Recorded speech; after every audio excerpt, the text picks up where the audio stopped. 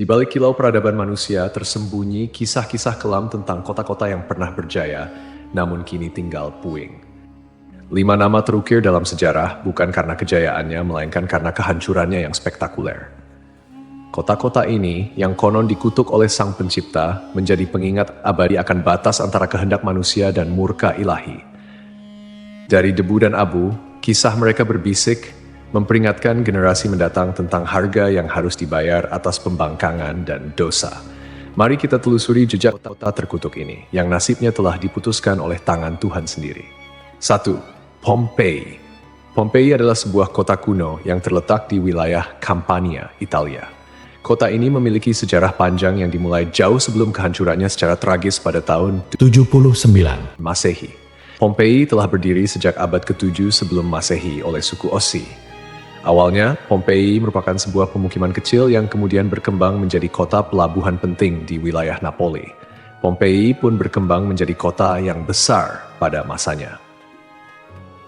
Kota ini juga dikenal yang jauh lebih subur daripada tempat lain, karena Pompei terletak di kaki Gunung Vesuvius, sebuah gunung berapi purba yang merupakan satu-satunya gunung berapi aktif di Eropa. Para petani di kota ini banyak yang menanam anggur dan zaitun. Kesuburan tanah ini merupakan salah satu faktor utama yang mendorong pertumbuhan dan kemakmuran Pompei selama berabad-abad. Meskipun Gunung Vesuvius telah lama menjadi bagian dari lanskap kota Pompei, penduduk kota tampaknya tidak menyadari bahaya yang kelak akan ditimbulkannya. Gunung Vesuvius diketahui telah tidak aktif selama berabad-abad, dan pengetahuan vulkanologi pada masa itu masih sangat terbatas. Kota Pompei merupakan bagian dari wilayah kekuasaan Romawi kuno. Banyak dari masyarakatnya merupakan keturunan Romawi, dan di seluruh wilayah Kekaisaran Romawi kuno, praktik prostitusi memang dilegalkan. Namun Pompei menawarkan sesuatu yang lebih. Diperkirakan ada 35 rumah bordil yang tersebar di kota ini, jumlah yang tergolong banyak mengingat Pompei hanya seluas 12 km² dengan populasi sekitar 11.000 orang. Untuk menuju rumah bordil, jalanan di Pompei diberi petunjuk arah berupa pahatan falus alat kelamin laki-laki, sebuah tanda untuk membantu orang asing yang mungkin mabuk berat atau tidak bisa berbicara bahasa lokal. Praktik prostitusi biasanya dilakukan oleh para budak yang memasang tarif sangat murah. Bahkan tarif di Pompei jauh lebih murah daripada di wilayah Kekaisaran Romawi lainnya. Dengan membayar setara harga seperempat gelas anggur, setiap laki-laki yang datang ke Pompei sudah bisa memesan pelacur. Pada salah satu dinding aula, ditemukan tulisan yang artinya, "Jika Anda mencari pelukan manis di kota ini, semua gadis di sini tersedia." Hubungan seksual yang diwajarkan tidak hanya terjadi antara laki-laki dan perempuan saja. Penemuan grafiti menunjukkan bahwa homoseksual dan pemerkosaan anak juga menjadi hal yang biasa di Pompei. Temuan inilah yang membuat Pompei dijuluki sebagai kota maksiat, terlepas dari arsitekturnya yang megah dan keberagaman karya seninya. Akhirnya, setelah kegiatan maksiat di kota ini semakin parah dan menjadi pemandangan yang lumrah, pada tanggal 24 Agustus 79 Masehi, sekitar tengah hari, terjadilah letusan mahadahsyat dari Gunung Vesuvius. Gunung ini mengeluarkan kolom erupsi yang luas dan tinggi hingga mencapai ketinggian 33 km. Abu vulkanik dan batu apung mulai berjatuhan di Pompei dan di daerah sekitarnya. Tebalnya erupsi menyebabkan kegelapan di siang hari dan membuat orang-orang kesulitan untuk bernapas, sehingga penduduk Pompei banyak yang tidak sanggup melarikan diri. Kemudian pada malam hari, letusan mencapai puncaknya. Serangkaian awan panas yang mematikan mulai menyapu kota dengan kecepatan tinggi dan membunuh siapapun di kota tersebut. Meskipun sulit untuk memastikan jumlah korban jiwa yang tepat, diperkirakan ada sekitar 2.000 orang yang tewas di kota Pompei, meskipun banyak juga yang berhasil melarikan diri pada tahap awal erupsi. Namun, mereka yang tak tinggal atau terlambat melarikan diri menghadapi nasib yang sangat mengerikan. Kota maksiat ini hancur lebur bersama 500 tahun. Setelah sekian lama, Pompei ditemukan kembali pada abad ke-18 dan penggalian yang dilakukan mengungkapkan banyak artefak serta mumi-mumi yang terkubur di bawah abu vulkanik. Pompei kini menjadi simbol peringatan akan bahaya dari keangkuhan dan dosa manusia.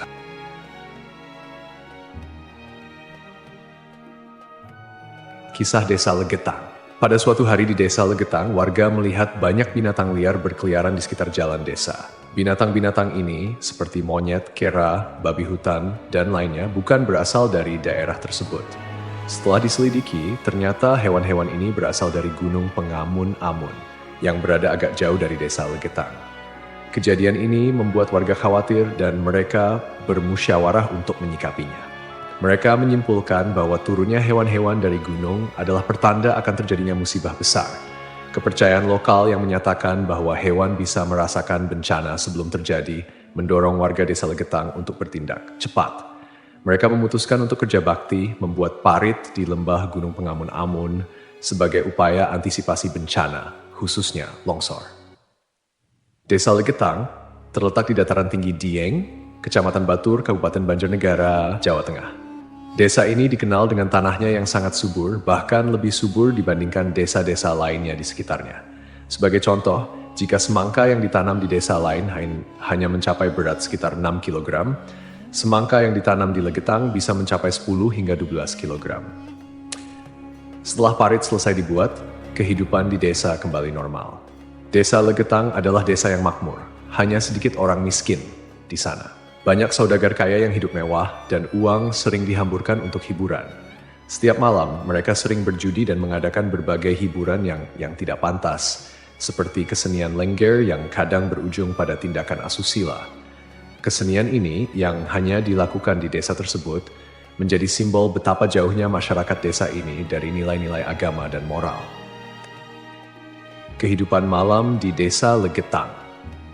Setiap malam, penduduk desa Legetang terlibat dalam berbagai bentuk kemaksiatan, termasuk perjudian, mabuk-mabukan, dan seks bebas. Mereka yang tidak terlibat dalam perilaku ini tampaknya membiarkannya, seolah-olah itu adalah hal yang wajar. Beberapa sumber melaporkan bahwa tingkat kemaksiatan di desa ini sangat tinggi dengan beberapa laporan ekstrem seperti hubungan seksual antara anak dan ibu kandung. Desa Legetang mengalami hujan yang sangat lebat. Cuaca ekstrem ini disertai dengan petir yang menyambar-nyambar dan suara guntur yang menggelegar di langit yang gelap. Tiba-tiba, terdengar suara ledakan yang sangat keras yang dapat didengar hingga ke desa-desa di sekitarnya. Bukan paginya, setelah badai reda, penduduk desa-desa tetangga terkejut mendapati bahwa desa Legetang telah tertimbun tanah dari puncak Gunung Pengamun-Amun. Bencana ini menyebabkan sekitar 332 penduduk asli dan 19 orang dari desa lain meninggal dunia. Secara logika, sulit untuk memahami bagaimana desa Legetang bisa tertimpa longsoran dari puncak gunung yang jauh dan terpisah oleh lembah serta perkebunan. Penduduk desa telah membuat parit sebagai antisipasi terhadap longsor, tetapi bencana ini tampaknya melibatkan fenomena yang tidak bisa dijelaskan dengan mudah. Ada yang berpendapat bahwa kejadian ini adalah azab dari Allah karena tidak dapat dipahami secara rasional. Ashabul Ras. Ashabul Ras adalah sebuah kaum yang hidup pada zaman dahulu. Kisah mereka disebutkan dalam Al-Quran sebagai salah satu kaum yang mendapat azab dari Allah Subhanahu wa Ta'ala. Nama Ashabul Ras secara harfiah berarti penghuni sumur atau pemilik sumur. Mereka tinggal di sebuah wilayah yang kini diperkirakan berada di antara Yamamah dan Hadramaut di Jazirah Arab. Kehidupan Ashabul Ras sangat bergantung pada sebuah sumur besar yang menjadi sumber air utama. Tidak hanya menjadi pusat kehidupan, tetapi juga menjadi simbol kemakmuran dan identitas kaum tersebut. Mereka membangun peradaban yang cukup maju di sekitar sumur ini dengan pertanian dan peternakan sebagai mata pencaharian utama. Namun, meskipun telah diberi nikmat berupa sumber air yang melimpah, Ashabul Ras justru menyalahgunakan anugerah tersebut.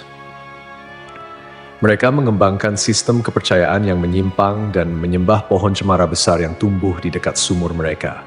Pohon ini dianggap suci dan dijadikan objek penyembahan, menggantikan Allah Subhanahu wa Ta'ala sebagai Tuhan yang seharusnya disembah. Kemusyrikan Ashabul Ras tidak berhenti pada penyembahan pohon saja. Mereka juga mengembangkan praktik-praktik yang bertentangan dengan ajaran Tauhid, seperti membuat patung-patung yang merepresentasikan dewa-dewa mereka, kemudian melakukan ritual dan persembahan kepada pohon cemara, serta menolak ajaran-ajaran monoteisme yang dibawa oleh para nabi dan rasul. Allah Subhanahu wa Ta'ala dalam rahmatnya yang tak terbatas tidak langsung menghukum Ashabul Ras. Sebaliknya, Allah Subhanahu wa Ta'ala mengutus seorang nabi kepada mereka untuk membimbing dan mengingatkan mereka akan jalan yang benar. Nabi yang diutus ini, menurut beberapa riwayat, adalah Nabi Syuaib, meskipun ada juga yang berpendapat bahwa ia adalah nabi yang lain yang namanya tidak disebutkan dalam Al-Quran. Nabi yang diutus kepada Ashabul Ras berusaha dengan gigih untuk mengajak kaumnya kembali ke jalan yang lurus. Ia menyampaikan risalah tauhid, mengajak mereka untuk hanya menyembah Allah Subhanahu wa Ta'ala dan meninggalkan penyembahan terhadap pohon dan berhala. Nabi ini mengingatkan mereka akan nikmat-nikmat Allah Subhanahu wa Ta'ala yang telah diberikan, termasuk sumur yang menjadi berkah dalam kehidupan mereka. Namun, meski telah diingatkan, mereka tetap keras kepala dalam kekufuran dan kemusyrikan, bahkan mulai mengancam dan memusuhi Nabi yang diutus kepada mereka. Penolakan ini berlangsung dalam waktu yang cukup lama, menunjukkan kesabaran Allah Subhanahu wa Ta'ala dalam memberi kesempatan kepada hamba-hambanya untuk bertaubat. Setelah bertahun-tahun menolak ajakan Nabi mereka dan tetap teguh dalam kekufuran, akhirnya azab Allah Subhanahu wa Ta'ala turun kepada kaum Ashabul Ras. Azab ini datang sebagai konsekuensi dari penolakan mereka yang terus-menerus terhadap ajaran tauhid dan ketekunan mereka dalam menyembah selain Allah Subhanahu wa Ta'ala. Menurut beberapa riwayat, azab yang menimpa Ashabul Ras terjadi dalam beberapa tahap. Pertama, terjadi kekeringan dan paceklik. Allah Subhanahu wa Ta'ala mulai mengurangi curahan rahmatnya dengan menahan air hujan. Akhirnya, terjadi kekeringan berkepanjangan. Tanaman-tanaman mereka mengering dan ternak mereka mulai mati kelaparan. Ini merupakan peringatan awal bagi Ashabul Ras, namun mereka tetap tidak mengindahkannya. Kemudian terjadi pencemaran sumur. Sumur yang menjadi sumber kehidupan mereka tiba-tiba tercemar. Airnya berubah warna, berbau busuk, dan tidak layak dikonsumsi. Hal ini menyebabkan krisis air yang parah di kalangan Ashabul Ras. Lalu datanglah gempa bumi. Sebuah gempa dahsyat mengguncang wilayah tempat tinggal Ashabul Ras. Gempa ini menghancurkan bangunan-bangunan dan infrastruktur yang telah mereka bangun selama bertahun-tahun. Akhirnya, mereka pun binasa, meninggalkan kisah yang menjadi peringatan bagi generasi-generasi setelahnya tentang konsekuensi dari menolak petunjuk ilahi dan hidup dalam kemusyrikan.